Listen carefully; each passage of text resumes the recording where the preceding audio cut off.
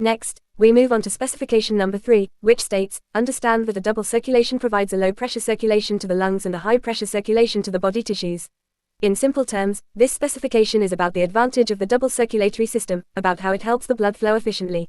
It ensures that blood reaches the lungs at a lower pressure, which is gentle enough for delicate lung tissues, while maintaining a higher pressure for circulation to the rest of the body, allowing oxygen and nutrients to be delivered quickly and effectively.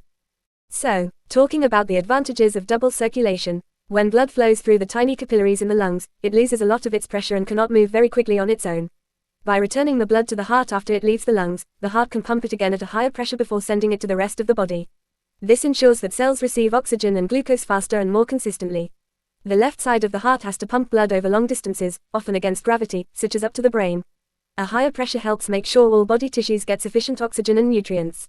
In short, a double circulation system provides low-pressure blood flow to the lungs, protecting the delicate lung tissues, and high-pressure blood flow to the body, allowing efficient transport of oxygen and nutrients.